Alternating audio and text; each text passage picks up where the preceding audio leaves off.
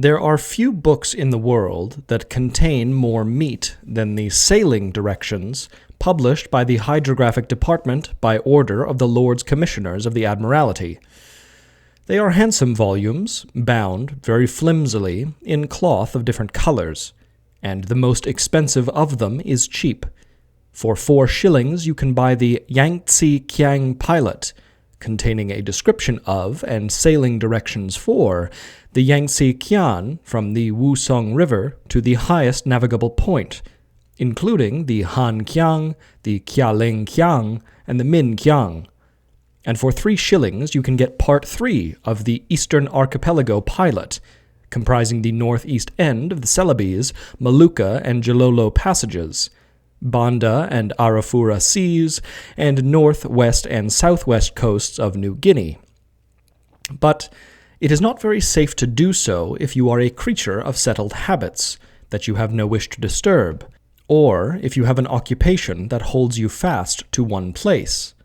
These business-like books take you upon enchanted journeys of the spirit, and their matter-of-fact style, the admirable order, the concision with which the material is set before you, the stern sense of the practical that informs every line, cannot dim the poetry that, like the spice-laden breeze that assails your senses with a more than material languor when you approach some of those magic islands of the eastern seas, blows with so sweet a fragrance to the printed pages.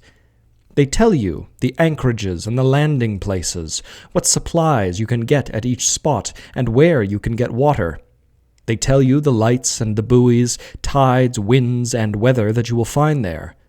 They give you brief information about the population and the trade, and it is strange when you think how sedately it is all set down, with no words wasted, that so much else is given you besides.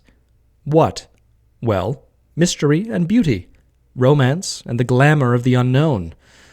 It is no common book that offers you, casually turning its pages, such a paragraph as this, quote, "Supplies. A few jungle fowl are preserved.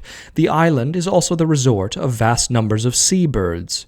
Turtle are found in the lagoon, as well as quantities of various fish, including grey mullet, shark, and dogfish. The seine cannot be used with any effect, but there is a fish which may be taken on a rod. A small store of tinned provisions and spirits is kept in a hut for the relief of shipwrecked persons. Good water may be obtained from a well near the landing place." Unquote.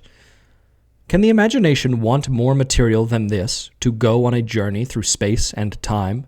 In the volume from which I have copied this passage, the compilers, with the same restraint, have described the Alas Islands. They are composed of a group or chain of islands, for the most part low and wooded, extending about 75 miles east and west and 40 miles north and south. The information about them, you are told, is very slight. There are channels between the different groups, and several vessels have passed through them, but the passages have not been thoroughly explored, and the position of many of the dangers are not yet determined. It is, therefore, advisable to avoid them.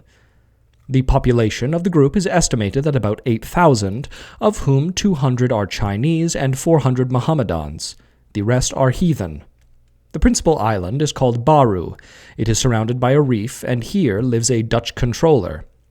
His white house, with its red roof on top of a little hill, is the most prominent object that the vessels of the Royal Netherlands Steam Packet Company see when, every other month, on their way up to Makassar, and every 4 weeks on their way down to Marauk in Dutch New Guinea, they touch at the island.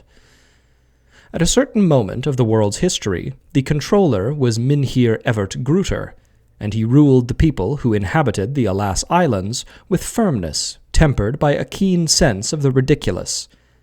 He had thought it a very good joke to be placed at the age of 27 in a position of such consequence, and at 30 he was still amused by it. There was no cable communication between his islands and Batavia, and the mail arrived after so long a delay that, even if he did ask advice, by the time he received it, it was useless. And so he equably did what he thought best, and trusted to his good fortune to keep out of trouble with the authorities. He was very short, not more than 5'4" in height, and extremely fat. He was of a florid complexion. For coolness' sake, he kept his head shaved, and his face was hairless. It was round and red. His eyebrows were so fair that you hardly saw them, and he had little twinkling blue eyes. He knew that he had no dignity, but for the sake of his position made up for it by dressing very dapperly. He never went to his office, nor sat in court, nor walked abroad, but in spotless white. His stenga shifter, with its bright brass buttons, fitted him very tightly, and displayed the shocking fact that, young though he was, he had a round and protruding belly. His good-humored face shone with sweat, and he constantly fanned himself with a palm-leaf fan. But in his house Mr. Gruter preferred to wear nothing but a sarong, and then, with his white, podgy little body, he looked like a fat, funny boy of 16. He was an early riser, and breakfast was always ready for him at 6. It never varied. It consisted of a slice of papaya, 3 cold fried eggs, Edam cheese, sliced thin, and a cup of black coffee. When he had eaten it, he smoked a large Dutch cigar, read the papers if he had not read them through and through already, and then dressed to go down to his office. One morning, while he was thus occupied, his head boy came into his bedroom and told him that Tuan Jones wanted to know if he could see him. Mr. Gruter was standing in front of a looking-glass. He had his trousers on and was admiring his smooth chest. He arched his back in order to throw it out and throw in his belly, and with a good deal of satisfaction gave his breast 3 or 4 resounding slaps. It was a manly chest. When the boy brought the message, he looked at his own eyes in the mirror and exchanged a slightly ironic smile with them. He asked himself what the devil his visitor could want. Everett Gruter spoke English, Dutch, and Malay with equal facility, but he thought in Dutch. He liked to do this. It seemed to him a pleasantly ribald language. "Ask the Tuan to wait, and say I shall come directly." He put on his tunic over his naked body, buttoned it up, and strutted into the sitting-room. The Reverend Owen Jones got up. "Good morning, Mr. Jones," said the controller. "Have you come in to have a peg with me before I start my day's work?" Mr. Jones did not smile. "I come to see you on a very distressing matter, Mr. Gruter," he answered. The controller was not disconcerted by his visitor's gravity, nor depressed by his words. His little blue eyes beamed amiably. "Sit down, my dear fellow, and have a cigar." Mr. Gruter knew quite well that the Reverend Owen Jones neither drank nor smoked, but it tickled something prankish in his nature to offer him a drink and a smoke whenever they met. Mr. Jones shook his head. Mr. Jones was in charge of the Baptist mission on the Alas Islands. His headquarters were at Baru, the largest of them, with the greatest population, but he had meeting-houses under the care of native helpers in several other islands of the group. He was a tall, thin, melancholy man, with a long face, sallow and drawn, of about 40. His brown hair was already white on the temples, and it receded from the forehead. This gave him a look of somewhat vacuous intellectuality. Mr. Gruter both disliked and respected him. He disliked him because he was narrow-minded and dogmatic. Himself a cheerful pagan who liked the good things of the flesh and was determined to get as many of them as his circumstances permitted, he had no patience with a man who disapproved of them all. He thought the customs of the country suited its inhabitants, and had no patience with the missionaries' energetic efforts to destroy a way of life that for centuries had worked very well. He respected him because he was honest, zealous, and good. Mr. Jones, an Australian of Welsh descent, was the only qualified doctor in the group, and it was a comfort to know that if you fell ill you need not rely only on a Chinese practitioner. And none knew better than the controller how useful to all Mr. Jones's skill had been, and with what the charity he had given it. On the occasion of an epidemic of influenza, the missionary had done the work of 10 men, and no storm short of a typhoon could prevent him from crossing to one island or another if his help was needed. He lived with his sister in a little white house about half a mile from the village, and when the controller had arrived, came on board to meet him and begged him to stay until he could get his own house in order. The controller had accepted, and soon saw for himself with what simplicity the couple lived. It was more than he could stand. Tea at 3 sparse meals a day, and when he lit his cigar, Mr. Jones politely but firmly asked him to be good enough not to smoke, since both he and his sister strongly disapproved of it. In 24 hours, Mr. Gruter moved into his own house. He fled with panic in his heart as though from a plague-stricken city. The controller was fond of a joke, and he liked to laugh. To be with a man who took your nonsense in deadly earnest and never even smiled at your best story was more than flesh and blood could stand. The Reverend Owen Jones was a worthy man, but as a companion he was impossible. His sister was worse. Neither had a sense of humor, but whereas the missionary was of a melancholy turn, doing his duty so conscientiously, with the obvious conviction that everything in the world was hopeless, Miss Jones was resolutely cheerful. She grimly looked on the bright side of things. With the ferocity of an avenging angel, she sought out the good in her fellow men. Miss Jones taught in the mission school and helped her brother in his medical work. When he did operations, she gave the anesthetic and was matron, dresser, and nurse of the tiny hospital, which on his own initiative Mr. Jones had added to the mission. But the controller was an obstinate little fellow, and he never lost his capacity of extracting amusement from the Reverend Owen's dour struggle with the infirmities of human nature, and Miss Jones's ruthless optimism. He had to get his fun where he could. The Dutch boats came in 3 times in 2 months, for a few hours, and then he could have a good old crack with the captain and the chief engineer, and once in a blue moon a purling lugger came in from Thursday Island or Port Darwin, and for 2 or 3 days he had a grand time. They were rough fellows, the purlers, for the most part, but they were full of guts, and they had plenty of liquor on board, and good stories to tell, and the controller had them up to his house and gave them a fine dinner, and the party was only counted a success if they were all too drunk to get back on the lugger again that night. But beside the missionary, the only white man who lived on Baru was Ginger Ted, and he, of course, was a disgrace to civilization. There was not a single thing to be said in his favor. He cast discredit on the white race. All the same, but for Ginger Ted, the controller sometimes thought he would find life on the island of Baru almost more than he could bear. Oddly enough, it was on account of this scamp that Mr. Jones, when he should have been instructing the pagan youth in the mysteries of the Baptist faith, was paying Mr. Gruter this early visit. "Sit down, Mr. Jones," said the controller. "What can I do for you?" "Well, I've come to see you about the man they called Ginger Ted. What are you going to do now?" "Why? What's happened?" "Haven't you heard? I thought the sergeant would have told you." "I don't encourage the members of my staff to come into my private house unless the matter is urgent," said the controller rather grandly. "I am unlike you, Mr. Jones.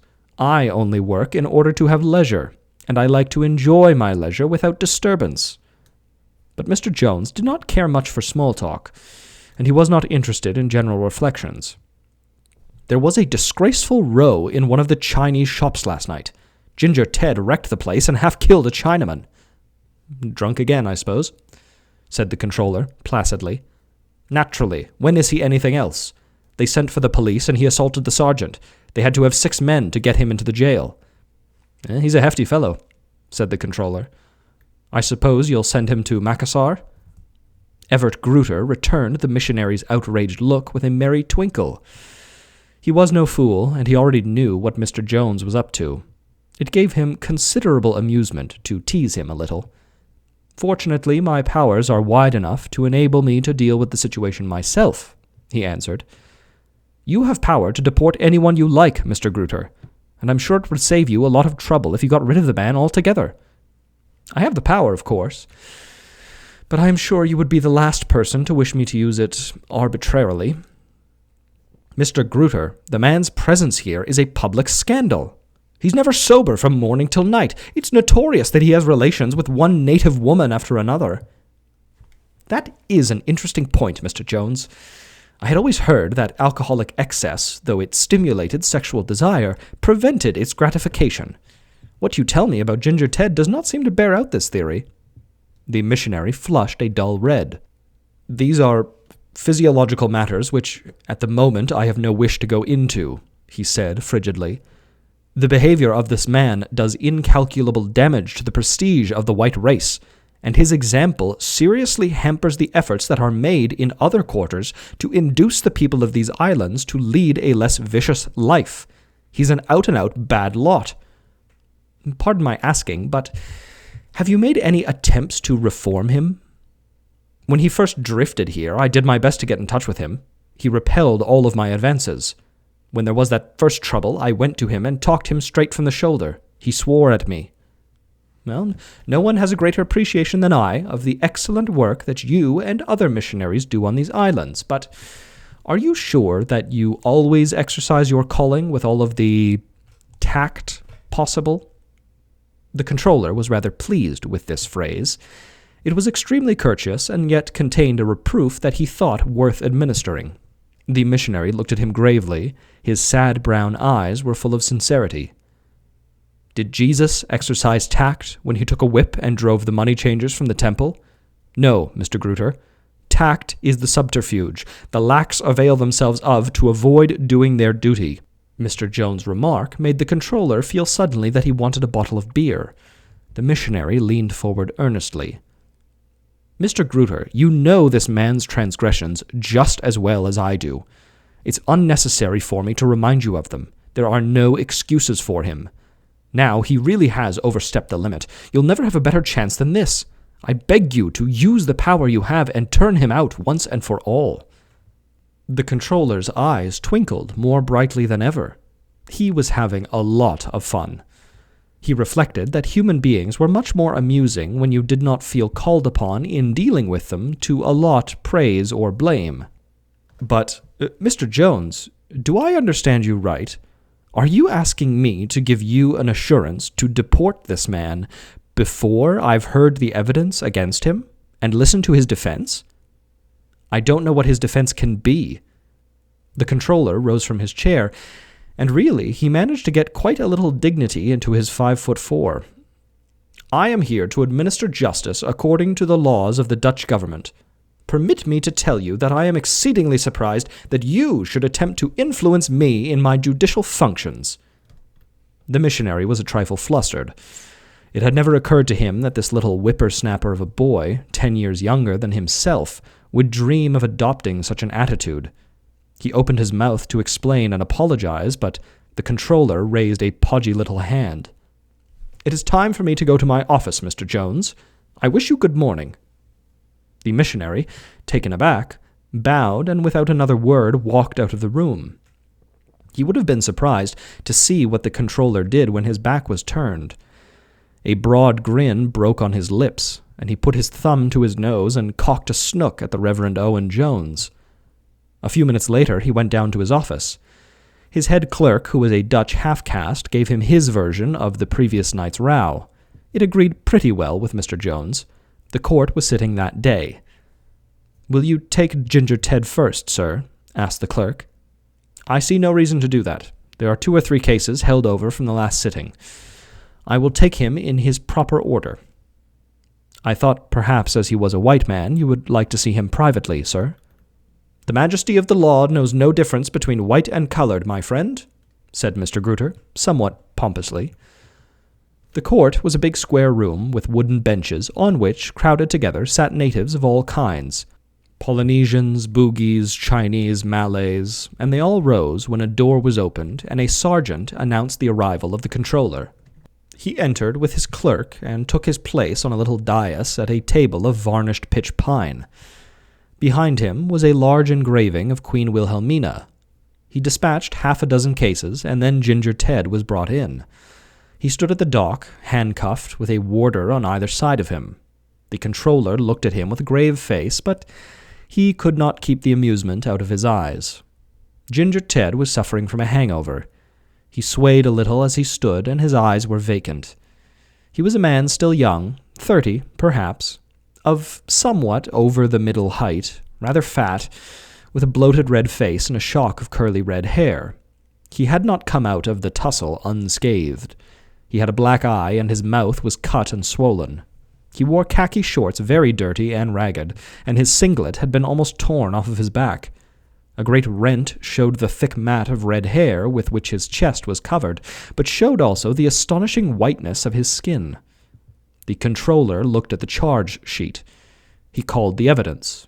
When he had heard it, when he had seen the Chinaman whose head Ginger Ted had broken with a bottle, when he had heard the agitated story of the sergeant who had been knocked flat when he tried to arrest him, when he had listened to the tale of the havoc wrought by Ginger Ted, who, in his drunken fury, had smashed everything he could lay hands upon, he turned and addressed the accused in English.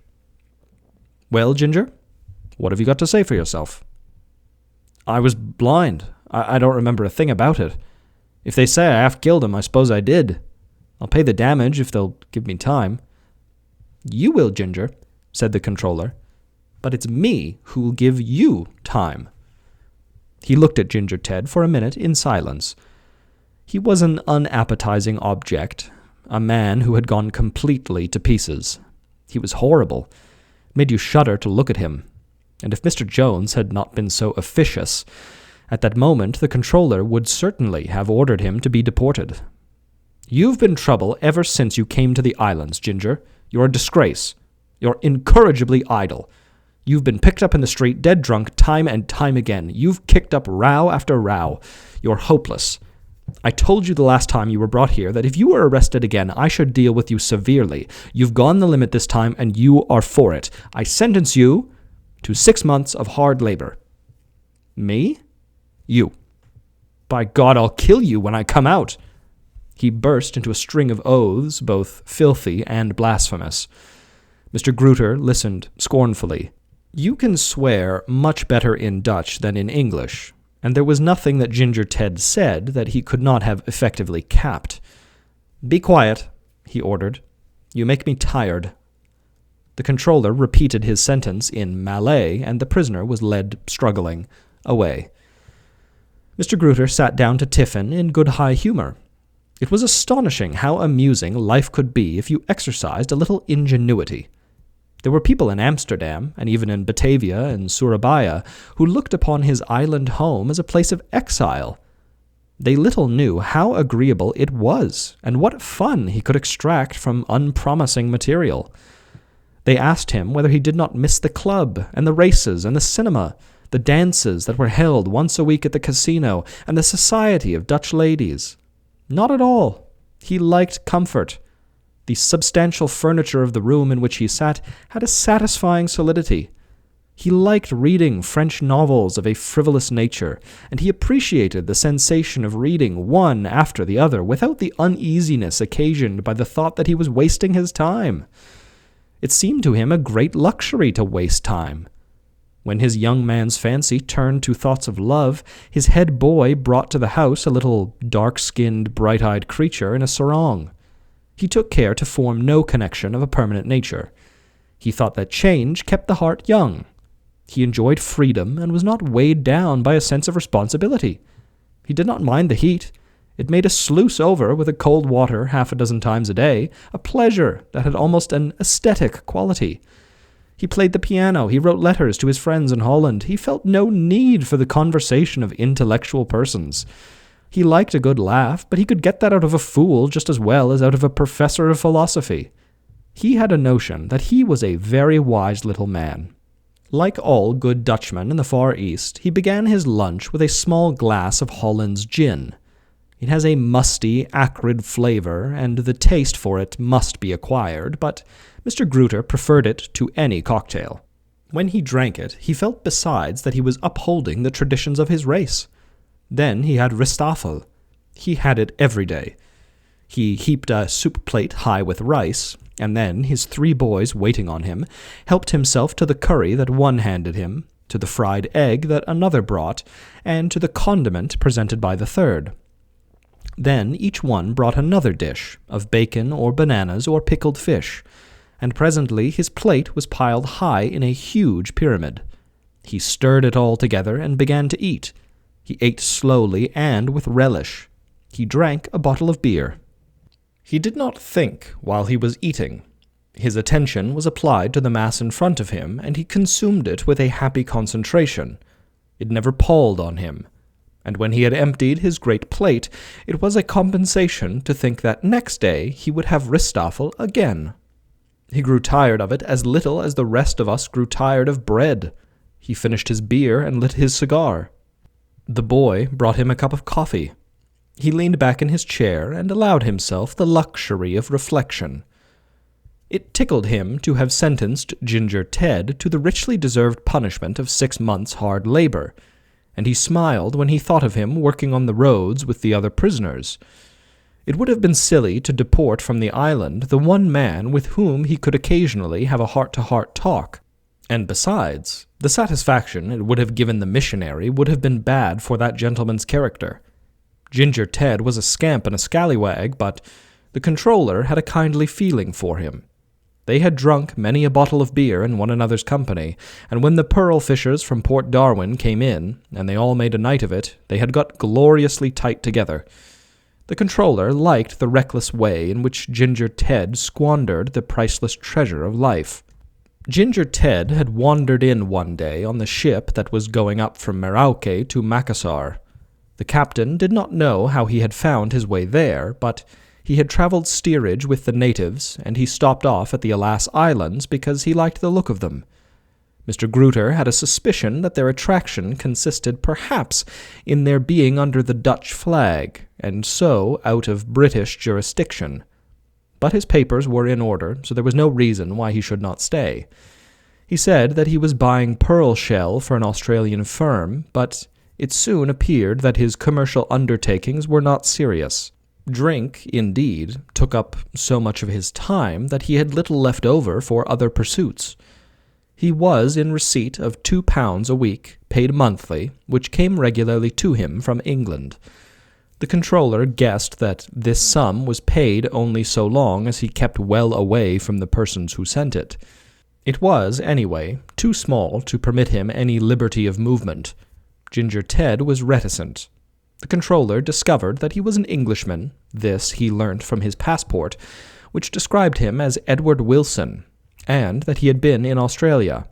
But why he had left England and what he had done in Australia he had no notion. Nor could he ever quite tell to what class Ginger Ted belonged.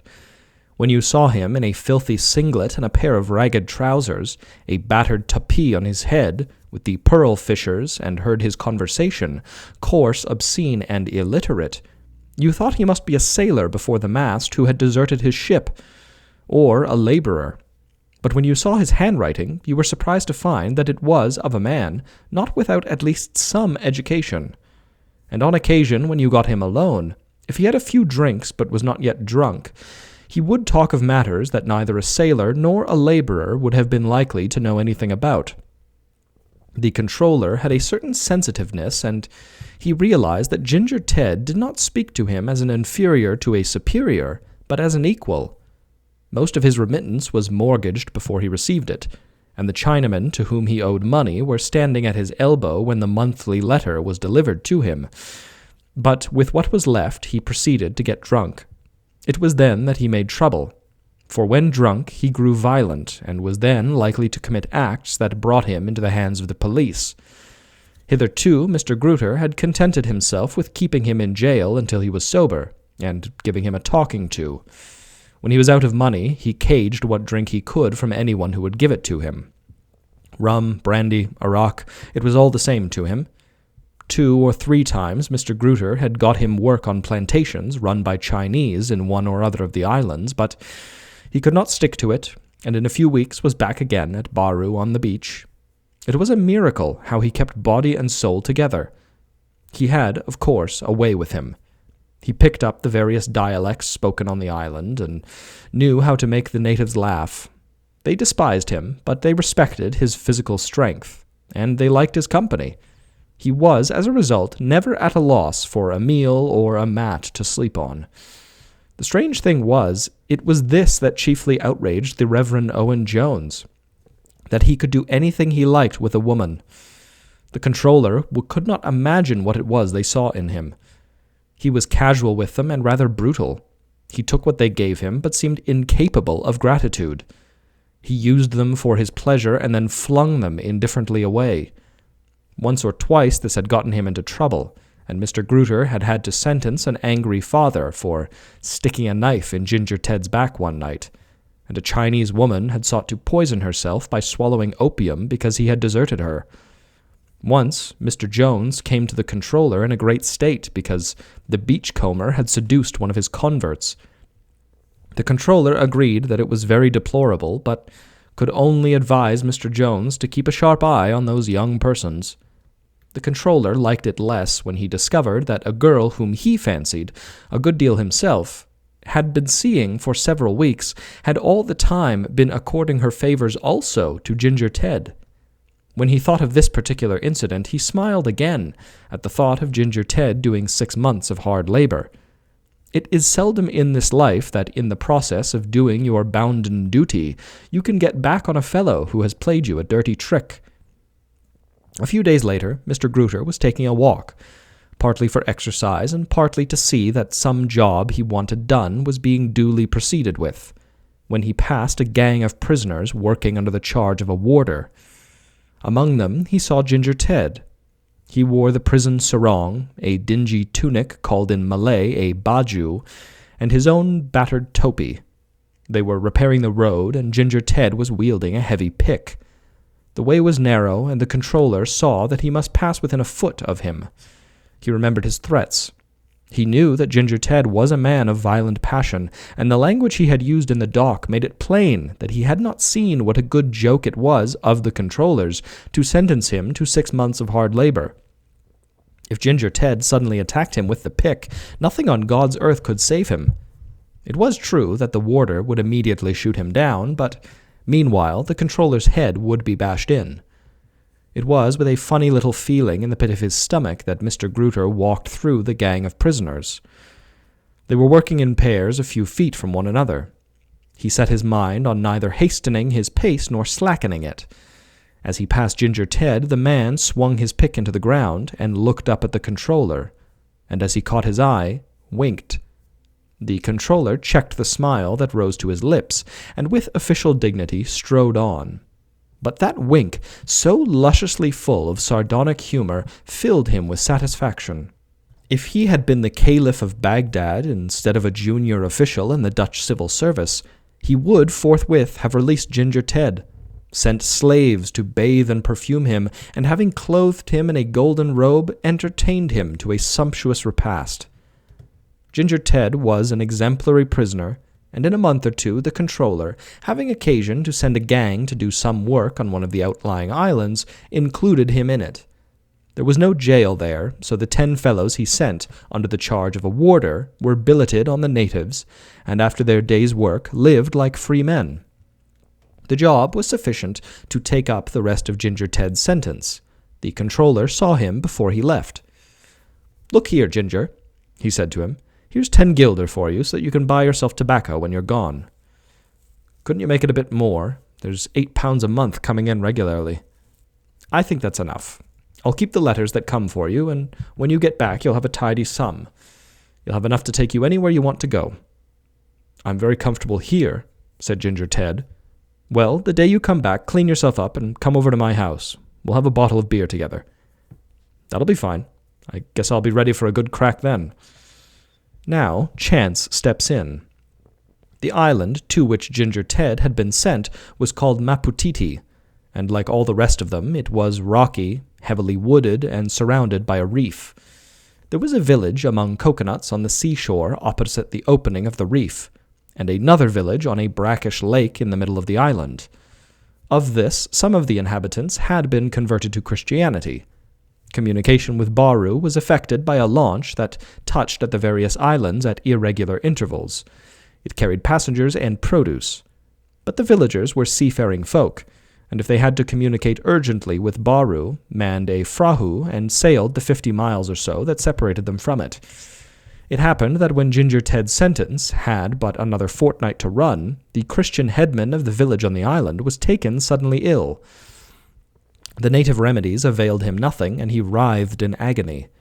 Messengers were sent to Baru imploring the missionaries' help, but as ill luck would have it, Mr. Jones was suffering at the moment from an attack of malaria. He was in bed and unable to move. He talked the matter over with his sister. "It sounds like acute appendicitis," he told her. "You can't go, Owen," she said. "I can't let the man die." Mr. Jones had a temperature of 104. His head was aching like mad. He had been delirious all night. His eyes were shining strangely, and his sister felt that he was holding on to his wits by a sheer effort of will. "You couldn't operate in the state you're in." "No, I couldn't." "Then Hassan must go." Hassan was the dispenser. "You couldn't trust Hassan. He'd never dare to do an operation on his own responsibility, and they'd never let him. I'll go. Hassan can stay here and look after you." "You can't remove an appendix?" "Why not? I've seen you do it. I've done lots of minor operations." Mr. Jones felt he didn't quite understand what she was saying. "Is the launch in?" "No, it's gone to one of the islands, but I can go on the prahu the men came in." "You? I wasn't thinking of you. You can't go." "I'm going, Owen." "Going where?" he said. She saw that his mind was wandering already. She put her hand soothingly on his dry forehead. She gave him a dose of medicine. He muttered something, and she realized that he did not know where he was.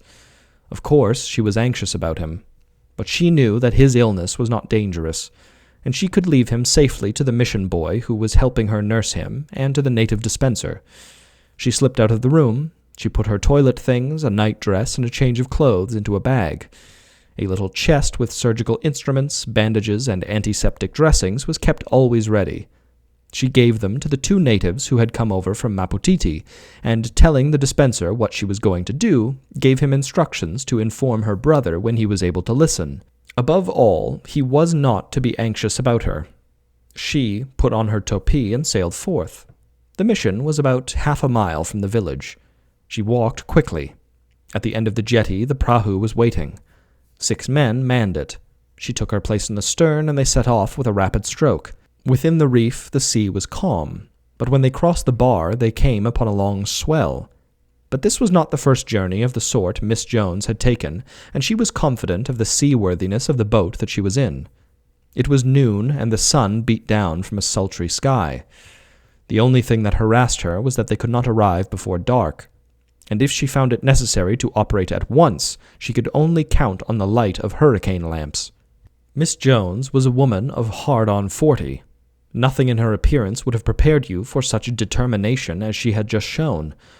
She had an odd, drooping gracefulness, which suggested that she might be swayed by every breeze. It was almost an affectation, and it made the strength of character which you soon discovered in her seem positively monstrous. She was flat-chested, tall, and extremely thin. She had a long, sallow face, and she was much afflicted with prickly heat. Her lank brown hair was drawn back straight from her forehead.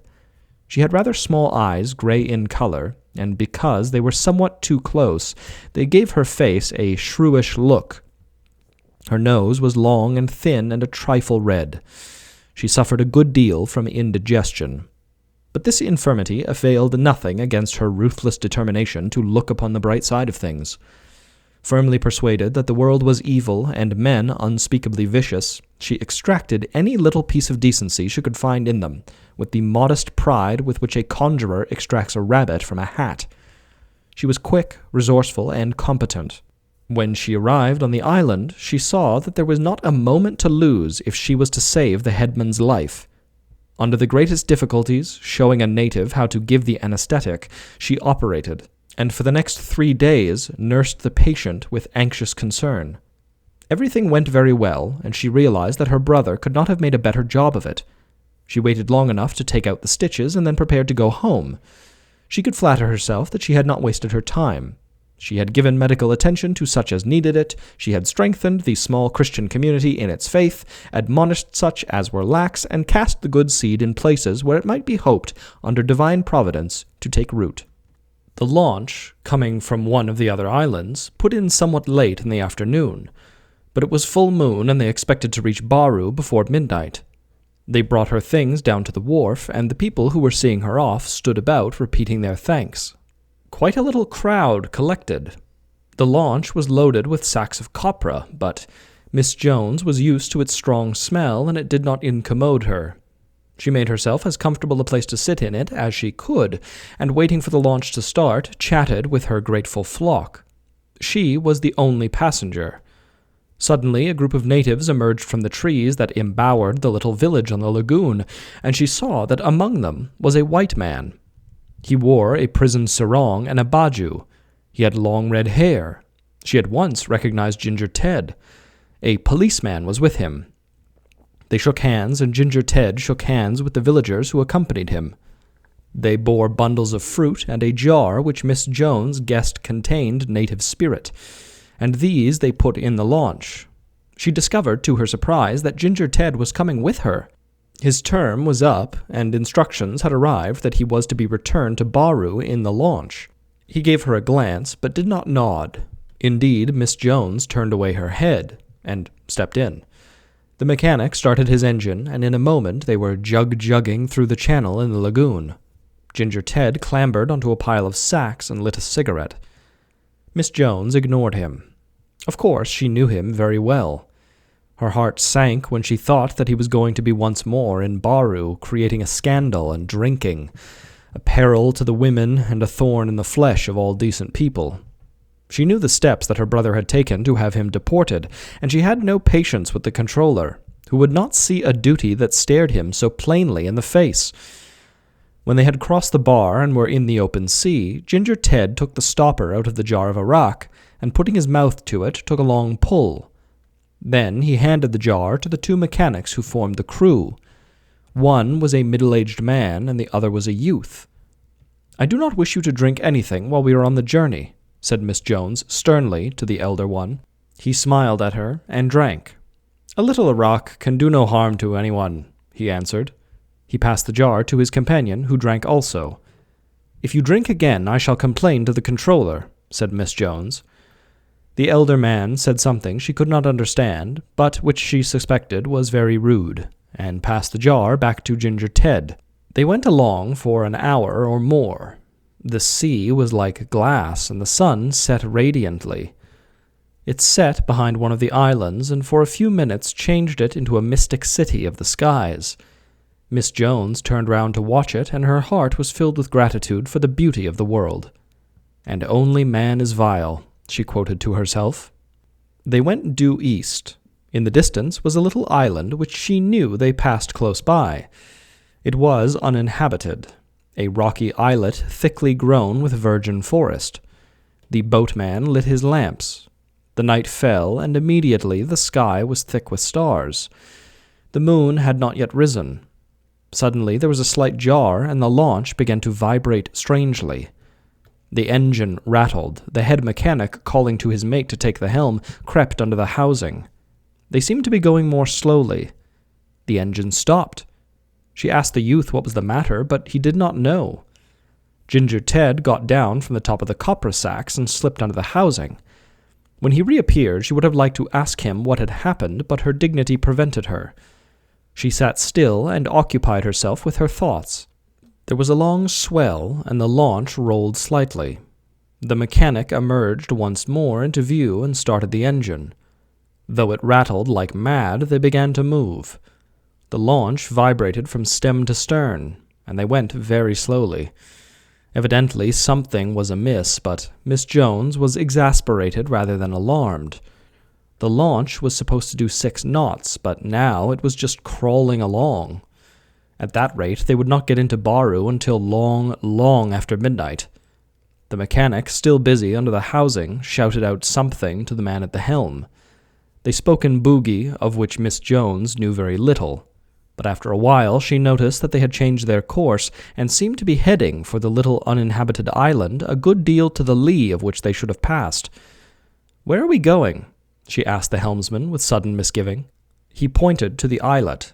She got up and went to the housing and called to the man to come out. "You're not going there. Why? What's the matter?" "I can't get to Baru," he said. "But you must, I insist. I order you to go to Baru." The man shrugged his shoulders. He turned his back on her and slipped once more under the housing. Then Ginger Ted addressed her. "One of the blades of the propeller has broken off. He thinks he can get as far as that island. We shall have to stay the night there, and he'll put on a new propeller in the morning when the tide's out." "I can't spend the night on an uninhabited island with 3 men," she cried. "A lot of women would jump at it." "I insist on going to Baru. Whatever happens, we must get there tonight." "Don't get excited, old girl. We've got to beach the boat to put a new propeller on. We shall be all right on this island." "How dare you speak to me like that? I think you're very insolent." "You'll be okay. We've got plenty of grub and we'll have a snack when we land. You have a drop of Iraq, you'll feel like a house on fire." "You're an impertinent man. If you don't go to Baru, I'll have you all put in prison." "We're not going to Baru. We can't. We're going to go to that island, and if you don't like it, you can get out and swim." "Oh, you'll pay for this." "Shut up, you old cow," said Ginger Ted. Miss Jones gave a gasp of anger, but she controlled herself. Even out there, in the middle of the ocean, she had too much dignity to bandy words with that vile wretch. The engine, rattling horribly, crawled on. It was pitch dark now, and she could no longer see the island they were making for. Miss Jones, deeply incensed, sat with tight lips shut, and a frown on her brow. She was not used to being crossed. Then the moon rose, and she could see the bulk of Ginger Ted sprawling on the top of the piled sacks of copra. The glimmer of his cigarette was strangely sinister. Now the island was vaguely outlined against the sky. They reached it, and the boatman ran the launch onto the beach. Suddenly Miss Jones gave a gasp. The truth had dawned on her, and her anger changed to fear. Her heart beat violently. She shook in every limb. She felt dreadfully faint. She saw it all. Was the broken propeller a put-up job, or was it an accident? She could not be certain. Anyhow, she knew that Ginger Ted would seize the opportunity. Ginger Ted would rape her. She knew his character. He was mad about women. That was what he had done, practically, to the girl at the mission. Such a good little thing she was, and an excellent sempstress. They would have prosecuted him for that, and he would have been sentenced to years of imprisonment, only, very unfortunately, the innocent child had gone back to him several times, and indeed had only complained of his ill usage when he left her for somebody else. They had gone to the controller about it, but he had refused to take any steps, saying, in that coarse way of his, that even if what the girl said was true, it didn't look very much as though it had been an altogether unpleasant experience. Ginger Ted was a scoundrel, and she was a white woman. What chance was there that he would spare her? None. She knew men, but she must pull herself together. She must keep her wits about her. She must have courage. She was determined to sell her virtue dearly, and if he killed her, well, she would rather die than yield. And if she died, she would rest in the arms of Jesus. For a moment, a great light blinded her eyes, and she saw the mansions of her heavenly Father. They were a grand and sumptuous mixture of a picture palace and a railway station. The mechanics and Ginger Ted jumped out of the launch and, waist-deep in water, gathered around the broken propeller. She took advantage of their preoccupation to get her case of surgical instruments out of the box. She took out the 4 scalpels it contained and secreted them in her clothing. If Ginger Ted touched her, she would not hesitate to plunge a scalpel in his heart. "Now then, miss, you'd better get out," said Ginger Ted. "You'll be better off on the beach than in the boat." She thought so too. At least there she would have freedom of action. Without a word, she clambered over the copra sacks. He offered her his hand. "I don't want your help," she said coldly.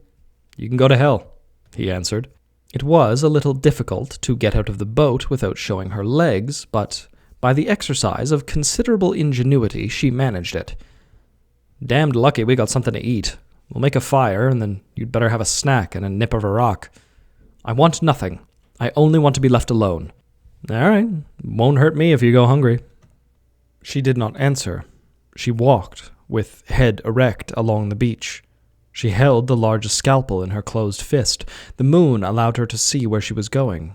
She looked for a place to hide. The thick forest came down to the very edge of the beach, but, afraid of its darkness, after all, she was but a woman, she dared not plunge into its depth. She did not know what animals lurked there, or what dangerous snakes. Besides, her instinct told her that it was better to keep those 3 bad men in sight. Then, if they came towards her, she would be prepared. Presently she found a little hollow. She looked around. They seemed to be occupied with their own affairs, and they could not see her. She slipped in. There was a rock between them and her, so that she was hidden from them and yet could watch them. She saw them go to and from the boat carrying things. She saw them build a fire. It lit them luridly, and she saw them sit around it and eat, and she saw the jar of arrack passed from one to the other. They were all going to get drunk. What would happen to her then? It might be that she could cope with Ginger Ted, though his strength terrified her, but against 3 she would be powerless. A mad idea came to her to go to Ginger Ted and fall on her knees before him and beg him to spare her. He must have some spark of decent feeling in him, and she had always been so convinced that there was good even in the worst of men. He must have had a mother. Perhaps he had a sister. But how could you appeal to a man blinded with lust and drunk with arrack? She began to feel terribly weak. She was afraid she was going to cry. That would never do. She needed all of her self-control. She bit her lip. She watched them like a tiger watching his prey. No, not like that. Like a lamb watching 3 hungry wolves. She saw them put more wood onto the fire, and Ginger Ted in his sarong, silhouetted by the flames. Perhaps, after he had had his will of her, he would pass her on to the others. How could she go back to her brother when such a thing had happened to her? Of course, he would be sympathetic, but would he ever feel quite the same to her again? It would break his heart. And perhaps he would think that she ought to have resisted more. For his sake, perhaps it would be better if she said nothing about it. Naturally, the men would say nothing. It would mean 20 years in prison for them. But then supposing she had a baby? Miss Jones instinctively clenched her hands with horror and nearly cut herself with the scalpel. Of course, it would only infuriate them if she resisted. "What shall I do?" she cried. "What have I done to deserve this?" She flung herself down on her knees and prayed to God to save her. She prayed long and earnestly. She reminded God that she was a virgin, and just mentioned, in case it had happened to slip the divine memory, how much St. Paul had valued that excellent state. And then she peeped around the rock again. The 3 men appeared to be smoking, and the fire was dying down. Now was the time that Ginger Ted's lewd thoughts might be expected to turn to the woman who was at his mercy. She smothered a cry, for suddenly he got up and walked in her direction. She felt all of her muscles grow taut, and though her heart was beating furiously, she clenched the scalpel firmly in her hand. But it was for another purpose that Ginger Ted had gotten up. Miss Jones blushed and looked away. He strolled slowly back to the others, and, sitting down again, raised the jar of arrack to his lips. Miss Jones, crouching behind the rock, watched with straining eyes. The conversation round the fire grew less, and presently she divined, rather than saw, that the 2 natives wrapped themselves in blankets and composed themselves to slumber. She understood. This was the moment that Ginger Ted had been waiting for. When they were fast asleep, he would get up cautiously, and without a sound, in order not to wake the others, creep stealthily towards her. Was it that he was unwilling to share her with them, or did he know that his deed was so dastardly that he did not wish them to know of it? After all, he was a white man, and she was a white woman. He could not have sunk so low as to allow her to suffer the violence of natives. But his plan, which was so obvious to her, had given her an idea. When she saw him coming, she would scream. She would scream so loudly that it would awake the 2 mechanics. She remembered now that the elder, although he had only 1 eye, had a kind face. But Ginger Ted did not move. She was feeling terribly tired. She began to fear that she would not have the strength now to resist him. She had gone through too much. She closed her eyes for a minute. When she opened them, it was broad daylight. She must have fallen asleep, and, so shattered was she by emotion, have slept until long after dawn. It gave her quite a turn. She sought to rise, but something caught in her legs. She looked and found that she was covered with 2 empty copra sacks. Someone had come in the night and put them over her. Ginger Ted! She gave a little scream. The horrible thought flashed through her mind that he had outraged her in her sleep. No, it was impossible. And yet he had had her at his mercy, defenseless, and he had spared her. She blushed furiously. She raised herself to her feet, feeling a little stiff, and arranged her disordered dress. The scalpel had fallen from her hand, and she picked it up. She took the 2 copra sacks and emerged from her hiding place. She walked towards the boat. It was floating in the shallow water of the lagoon. "Come on, Miss Jones," said Ginger Ted. "We've finished. I was just going to wake you up." She could not look at him, but she felt herself as red as a turkey cock. "Have a banana?" he said. Without a word, she took it. She was very hungry, and ate it with relish. "Step on this rock. You'll be able to get in without wetting your feet." Miss Jones felt as though she could sink into the ground with shame, but she did as he told her. He took hold of her arm. Good heavens, his hand was like an iron vice. Never, never could she have struggled with him. And he helped her into the launch. The mechanic started the engine, and they slid out of the lagoon. In 3 hours, they were in Baru. That evening, having been officially released, Ginger Ted went to the controller's house. He wore no longer the prison uniform, but the ragged singlet and the khaki shorts in which he had been arrested. He had had his hair cut, and it fitted his head now like a little curly red cap. He was thinner. He had lost his bloated flabbiness and looked younger and better. Mr. Gruter, a friendly grin on his round face, shook hands with him and asked him to sit down. The boy brought 2 bottles of beer. "I'm glad to see you hadn't forgotten my invitation, Ginger," said the controller. "Not likely. I've been looking forward to this for 6 months." "Here's luck, Ginger Ted." "Same to you, controller." They emptied their glasses, and the controller clapped his hands. The boy brought 2 more bottles. "Well, I hope you don't bear me any malice for the sentence I gave you. I hope." "No bloody fear. I was mad for a minute, but I got over it. I didn't have half a bad time, you know. Nice lot of girls on that island, controller. You have to give 'em a look over one of these days." "You're a bad lot, Ginger." "Terrible. Good beer, isn't it?" "It's fine." Ginger Ted's remittance had been arriving every month, and the controller now had £50 for him. When the damage he had done to the Chinaman's shop was paid for, there would still be over 30. "That's quite a lot of money, Ginger. You ought to do something useful with it." "I mean to," answered Ginger. "Spend it." The controller sighed. "Well, that's what money's for, I guess." The controller gave his guest the news. Not much had happened during the last 6 months. Time on the Alas Islands did not matter very much, and the rest of the world did not matter at all. "Any wars anywhere?" asked Ginger Ted. "No, not that I've noticed. Harry Jervis found a pretty big pearl. He says he's going to ask 1,000 quid for it." "I hope he gets it." "And, Charlie McCormack's married." "He always was a bit soft." Suddenly, the boy appeared and said that Mr. Jones wished to know if he might come in. Before the controller could give an answer, Mr. Jones walked in. "I won't detain you long," he said. "I've been trying to get a hold of this good man all day, and when I heard he was here, I thought you wouldn't mind my coming." "How is Miss Jones?" asked the controller, politely. "None the worse for her night in the open, I trust." "She's naturally a bit shaken. She had a temperature, and I've insisted on her going to bed, but I don't think it's serious." The 2 men had gotten up on the missionary's entrance, and now the missionary went up to Ginger Ted and held out his hand. "I want to thank you. You did a great and noble thing. My sister is right. One should always look for the good in their fellow men, and I am afraid I misjudged you in the past. I beg your pardon." He spoke very solemnly. Ginger Ted looked at him with amazement. He had not been able to prevent the missionary from taking his hand, and he still held it. "What the hell are you talking about?" "You had my sister at your mercy, and you spared her. I thought you were all evil, and I am ashamed.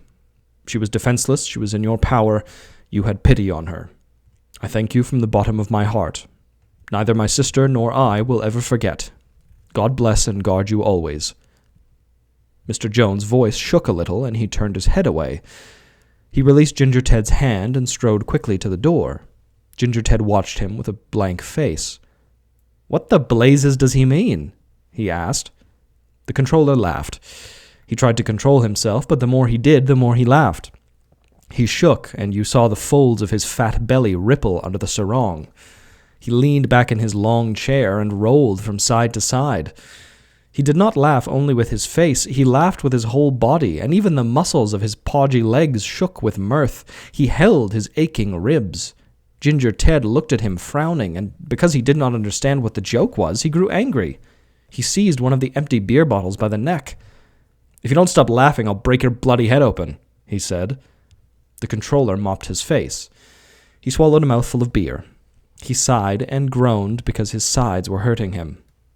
"He's thanking you for respecting the virtue of Miss Jones," he spluttered at last. "Me?" cried Ginger Ted. The thought took quite a long time to travel through his head, but when at last he got it, he flew into a violent rage. There flowed from his mouth such a stream of blasphemous obscenities as would have startled a Marine. "That old cow!" he finished. "What does he take me for?" "You have the reputation of being rather hot stuff with the girls, Ginger," giggled the little controller. "I wouldn't touch her with the fag end of a barge pole. It never entered my head. The nerve! I'll wring his blasted neck. Look here, give me my money. I'm going to get drunk." "I don't blame you," said the controller. "That old cow," repeated Ginger Ted. "That old cow." He was shocked and outraged. The suggestion really shattered his sense of decency. The controller had the money at hand, and having got Ginger Ted to sign the necessary papers, gave it to him. "Go and get drunk, Ginger Ted," he said. "But I warn you, if you get into mischief, it'll be 12 months next time." "I shan't get into mischief," said Ginger Ted somberly. He was suffering from a sense of injury. "It's an insult," he shouted at the controller. "That's what it is. It's a bloody insult." He lurched out of the house, and as he went he muttered to himself, "Dirty swine, dirty swine." Ginger Ted remained drunk for a week. Mr. Jones went to see the controller again. "I'm very sorry to hear that poor fellow has taken up his evil course again," he said. "My sister and I are dreadfully disappointed. I'm afraid it wasn't very wise to give him so much money at once." "It was his own money. I had no right to keep it back." "Not a legal right, perhaps, but surely a moral right." He told the controller the story of that fearful night on the island.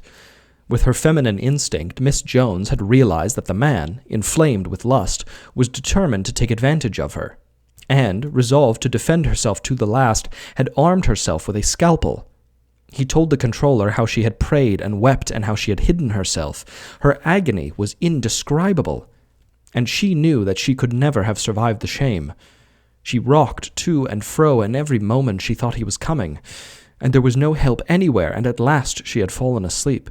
She was tired out, the poor thing. She had undergone more than any human being could stand, and when she awoke she found that he had covered her with copra sacks.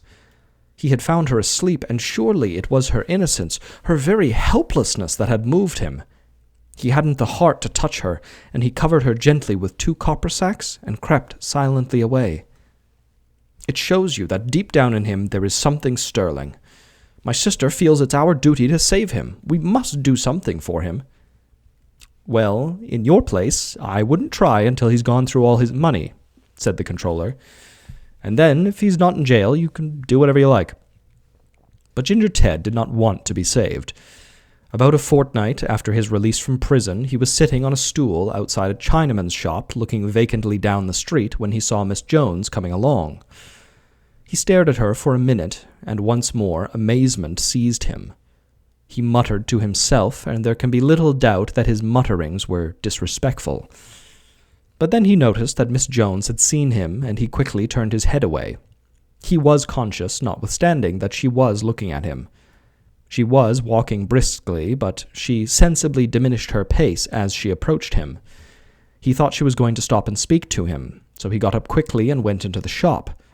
He did not venture to come out for at least 5 minutes. Half an hour later, Mr. Jones himself came along, and he went straight up to Ginger Ted with outstretched hand. "How do you do, Mr. Edward? My sister told me I should find you here."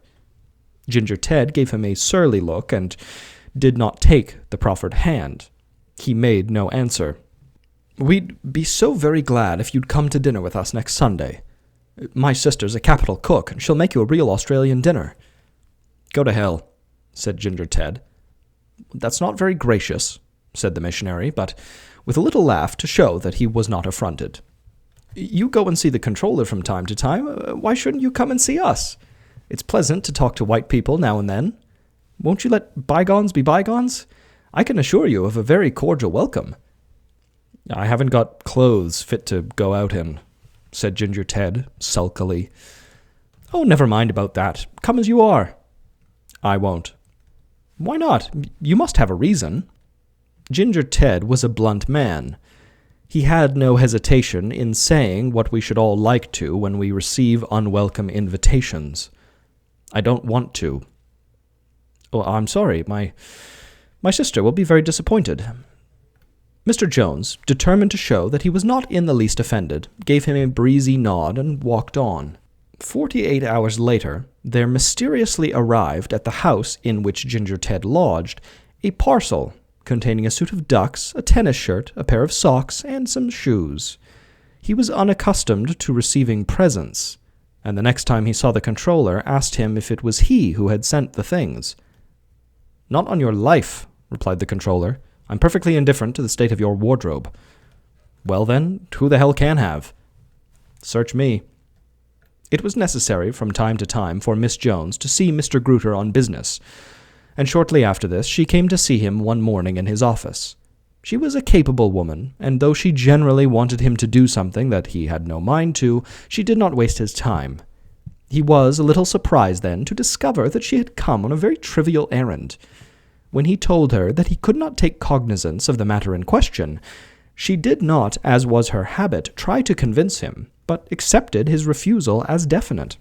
She got up to go, and then, as though it were an afterthought, she said, "Oh, Mr. Gruter, my brother is very anxious that we should have the man they call Ginger Ted to supper with us. I've written him a little note inviting him for the day after tomorrow. I think he's rather shy. I'd wonder if you'd come with him." "Now, that's very kind of you." "My brother feels we ought to do something for the poor fellow." "A woman's influence, and all that sort of thing," said the controller, demurely. "Will you persuade him to come? I'm sure he will if you make a point of it. And when he knows the way, he'll come again. It seems such a pity to let a young man like that go to pieces altogether." The controller looked up at her. She was several inches taller than he. He thought her very unattractive. She reminded him strangely of wet linen hung on a clothesline to dry. His eyes twinkled, but he kept a straight face. "I'll do my best," he said. "How old is he?" she asked. "According to his passport, he is 31. "And what is his real name?" "Wilson." "Edward Wilson," she said softly. "It's astonishing that after the life he's led he should be so strong," murmured the controller. "He's got the strength of an ox." "Those red-headed men sometimes are very powerful," said Miss Jones, but she spoke as though she were choking. "Quite so," said the controller. Then, for no obvious reason, Miss Jones blushed. She hurriedly said goodbye to the controller and left his office. "Gottverdam," said the controller. He knew now who had sent Ginger Ted the new clothes. He met him during the course of the day and asked him whether he had heard from Miss Jones. Ginger Ted took a crumpled ball of paper out of his pocket and gave it to him. It was the invitation, and it ran as follows.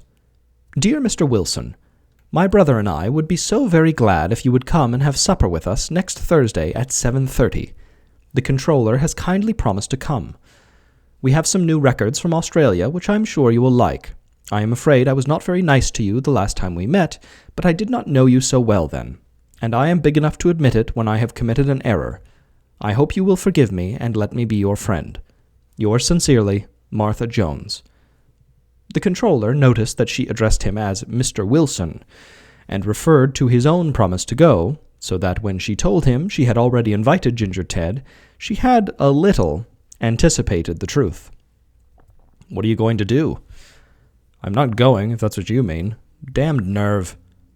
"Well, you must answer the letter." "Well, I won't." "Now look here, Ginger, you put on those new clothes and you come as a favor to me.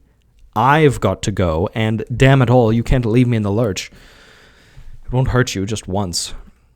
Ginger Ted looked at the controller suspiciously, but his face was serious and his manner sincere. He could not guess that within him the Dutchman bubbled with laughter. "What the devil do they want me for?" "I don't know. The pleasure of your society, I suppose." "Will there be any booze?" "No. But come up to my house at 7. We'll have a tiddly before we go." All right," said Ginger Ted, sulkily. The controller rubbed his little fat hands with joy. He was expecting a great deal of amusement from the party. But when Thursday came, and 7 o'clock, Ginger Ted was dead drunk, and Mr. Gruter had to go alone. He told the missionary and his sister the plain truth. Mr. Jones shook his head. "I'm afraid it's no good, Martha. The man's hopeless." For a moment, Miss Jones was silent, and the controller saw 2 tears trickle down her long, thin nose. She bit her lip. "No one is hopeless. Everyone has some good in him. I shall pray for him every night. It would be wicked to doubt the power of God." Perhaps Miss Jones was right in this, but the divine providence took a very funny way of effecting its ends. Ginger Ted began to drink more heavily than ever. He was so troublesome that even Mr. Gruter lost patience with him. He made up his mind that he could not have the fellow on the islands any more, and resolved to deport him on the next boat that touched at Baru. Then a man died under mysterious circumstances after having been for a trip to one of the islands, and the controller learnt that there had been several deaths on the same island. He sent the Chinese, who was the official doctor of the group, to look into the matter, and very soon received intelligence that the deaths were due to cholera. 2 more took place at Baru, and the certainty was forced upon him that there was an epidemic. The controller cursed freely. He cursed in Dutch, he cursed in English, and he cursed in Malay. Then he drank a bottle of beer, and he smoked a cigar. After that, he took thought. He knew that the Chinese doctor would be useless. He was a nervous little man from Java, and the natives would refuse to obey his orders. The controller was efficient and knew pretty well what must be done, but he could not do everything single-handed. He did not like Mr. Jones, but just then he was thankful that he was at hand, and he sent for him at once. He was accompanied by his sister. "You know what I want to see you about, Mr. Jones?" he said abruptly. "Yes, I've been expecting a message from you. That's why my sister has come with me. We're ready to put all of our resources at your disposal. I need not tell you that my sister is as competent as a man." "I know. I shall be very glad of her assistance." They set to without further delay to discuss the steps that must be taken. Hospital huts would have to be erected, and quarantine stations. The inhabitants of the various villages on the islands must be forced to take proper precautions. In a good many cases, the infected villages drew their water from the same well as the uninfected, and in each case this difficulty would have to be dealt with according to circumstances.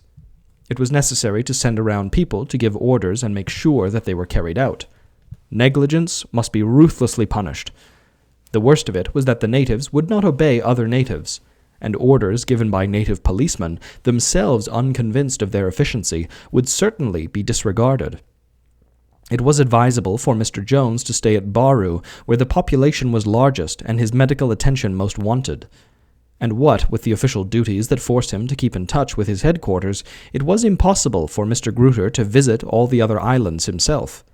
Miss Jones must go, but the natives of some of the outlying islands were wild and treacherous. The controller had had a good deal of trouble with them. He did not like the idea of exposing her to danger. "I'm not afraid," she said. "I dare say. But if you have your throat cut, I shall get into trouble. And besides, we're so short-handed, I don't want to risk losing your help." "Then let Mr. Wilson come with me. He knows the natives better than anyone and can speak all of their dialects." "Ginger Ted?" The controller stared at her. "He's just getting over an attack of DTs." "I know," she answered. "You know a great deal, Miss Jones." Even though the moment was so serious, Mr. Gruter could not help but smile. He gave her a sharp look, and she met it coolly.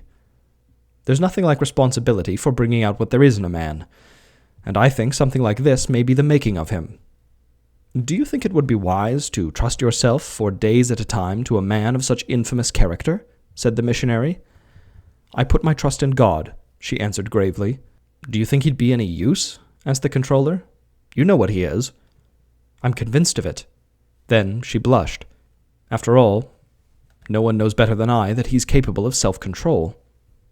The controller bit his lip. "All right, let's send for him." He gave a message to the sergeant, and in a few minutes Ginger Ted stood before them. He looked ill. He had evidently been much shaken by his recent attack, and his nerves were all to pieces. He was in rags, and he had not shaved for a week. No one could have looked more disreputable. "Look here, Ginger," said the controller. It's about this cholera business. We've got to force the natives to take precautions, and we want you to help us. Why the hell should I? No reason at all, except philanthropy. Nothing doing, Controller. I'm not a philanthropist. That settles that. That was all. You can go. But as Ginger Ted turned to the door, Miss Jones stopped him. It was my suggestion, Mr. Wilson. You see, they want me to go to Labobo and Secunchi, and the natives there are so funny I was afraid to go alone. I thought if you came, I should be safer. He gave her a look of extreme distaste. What do you suppose I care if they cut your throat?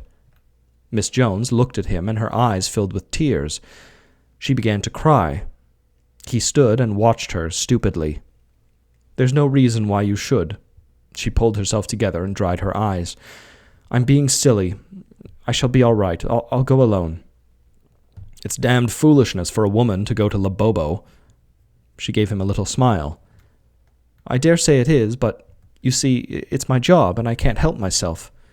I'm sorry if I offended you by asking you. You must forget about it. I dare say I wasn't quite fair to you, to ask you to take such a risk.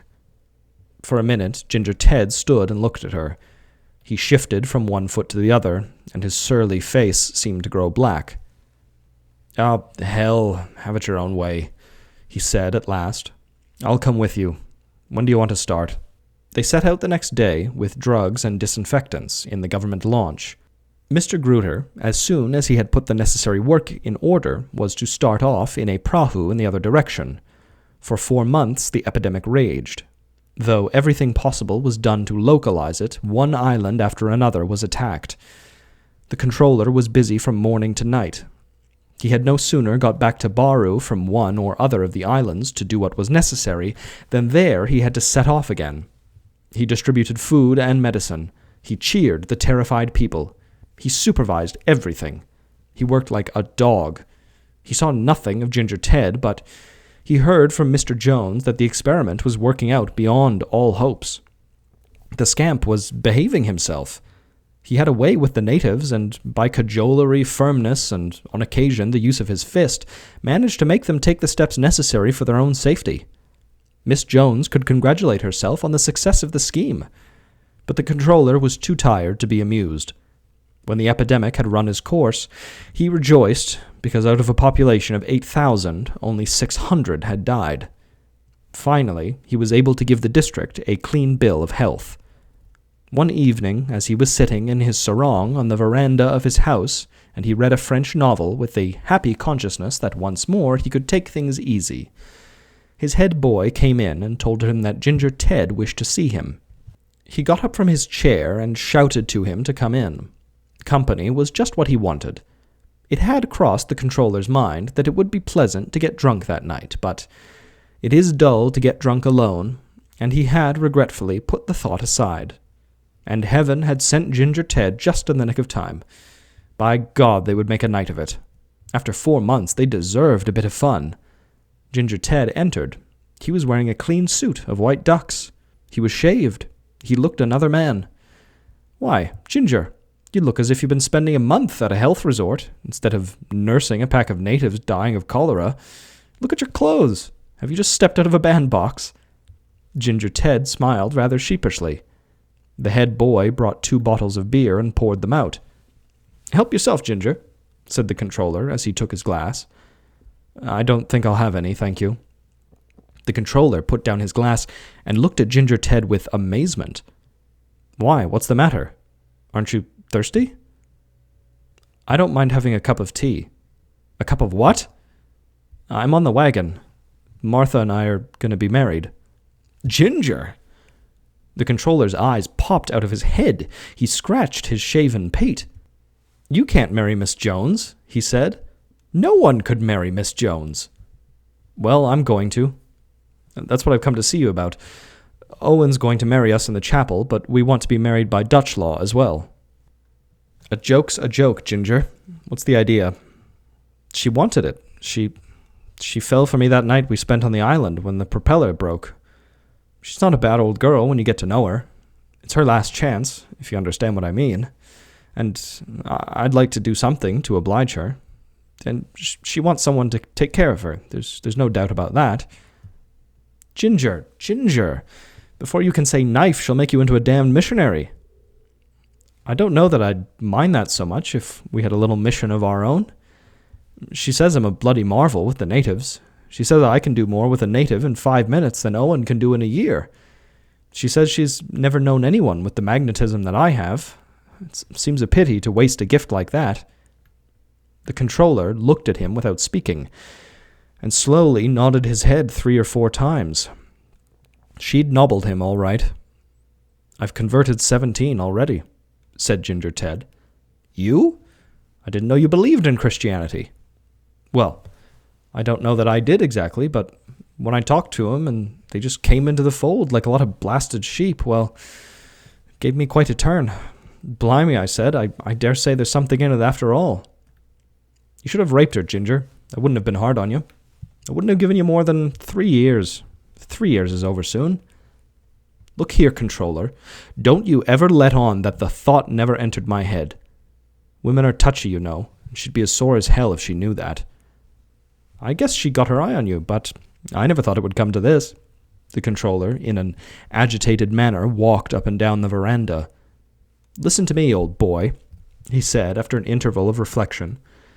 We've had some grand times together, and a friend's a friend. I'll tell you what to do. I'll lend you the launch, and you can go hide on one of the islands until the next ship comes along, and then I'll get them to slow down and take you on board.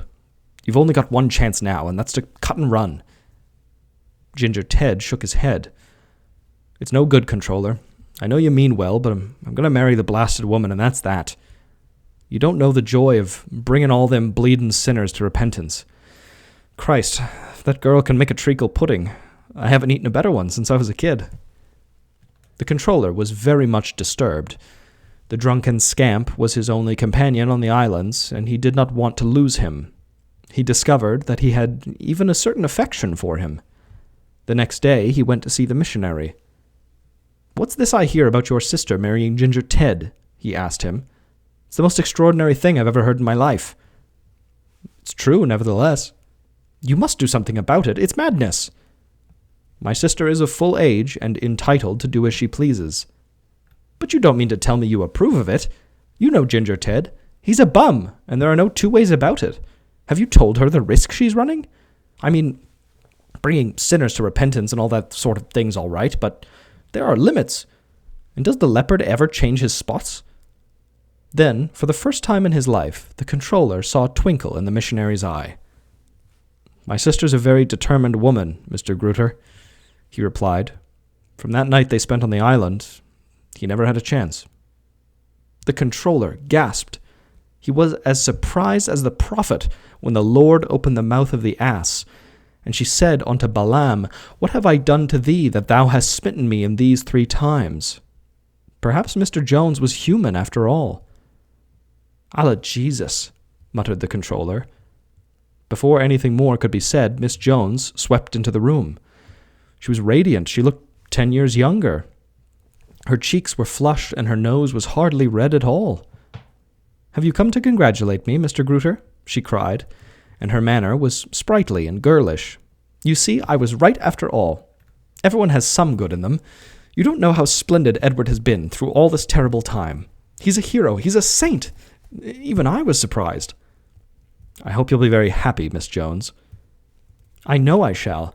Oh, it would be wicked of me to doubt it, for it is the Lord who has brought us together. Do you think so? I know it. Don't you see? Except for the cholera, Edward would never have found himself. Except for the cholera, we should never have learned to know one another. I have never seen the hand of God more plainly manifest. The controller could not but think that it was rather a clumsy device to bring those two together that necessitated the death of 600 innocent persons, but, not being very well versed in the ways of omnipotence, he made no remark. You'll never guess where we're going for our honeymoon, said Miss Jones, perhaps a trifle archly. Java? No. If you'll lend us the launch, we're going to that island where we were marooned. It has very tender reflections for the both of us. It was there that I first guessed how fine and good that Edward was. It's there I want him to have his reward. The controller caught his breath. He left quickly, for he thought that unless he had a bottle of beer at once, he would have a fit. He was never so shocked in his life. That was the story, The Vessel of Wrath by Somerset Maugham. I'd like to thank our channel members, Joshua Anolik, Torritz, Catherine McMillan, Dink Smallwood, Ronnie Limestone, and Dapper Clown for supporting the channel and contributing to them and being lovely, wonderful people. I'd also like to thank Coat Calder, I believe that is how it's pronounced, but if it is not, my apologies, for suggesting this story specifically, or in amongst a number of Somerset Maugham stories. But you can thank him for me pushing this one to the top of the list that I was going to be reading. So thank you to him as well. Thank you to our channel members. Thank you to everyone for watching, subscribing, liking, commenting, etc., etc. I guess not watching, listening would be the better word. That is all. If you have any suggestions, comments, concerns, if you'd like to speak to me about something, you can reach me in the comments. You can reach me on Instagram, email, TikTok, Facebook, blah, blah, blah, blah, blah. Thank you all so much for listening. I will see you in the next one. Have a lovely evening.